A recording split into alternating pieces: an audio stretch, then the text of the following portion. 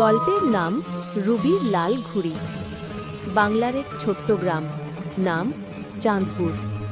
চারদিকে ধানক্ষেত, নদীর ধারে তালগাছ, আর দুপুরবেলা গরু চড়ায় গ্রামের বাচ্চারা। রুবি সেই গ্রামের এক মিষ্টি মেয়ে। সে পঞ্চম শ্রেণীতে পড়ে। পড়াশোনায় ভালো, কিন্তু তার সবচেয়ে প্রিয় কাজ ঘুড়ি ওড়ানো। প্রতিদিন বিকেলে পড়া শেষ করে রুবি মাঠে যায়। ওখানে তার বন্ধু রনি, টিপু আর লতা আসে। সবাই মিলে দৌড়ায়, হাসে, খেলে। একদিন রুবি ঠিক করল সে নিজে একটা ঘুড়ি বানাবে। লাল কাগজ, বাঁশের কাঠি, আঠা সব নিয়ে কাজ শুরু করল। মা বললেন, রুবি, ঘুড়িটা যেন আকাশ ছুঁয়ে আসে। রুবি হেসে বলল, মা, আমার ঘুড়ি আকাশ ছুঁবেই।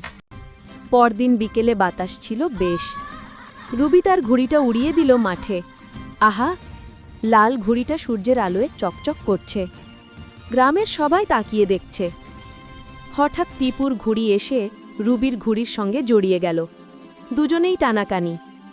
কিন্তু রুবি হেসে বলল, চলো আমরা দুজনেই ভাগাভাগি করি, ঘুড়ি কাটলে মন খারাপ হয়। সবাই হেসে উঠল।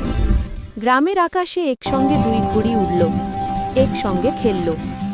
সেদিন থেকে রুবি শিখল, আকাশের মতো মনও বড় হওয়া চাই।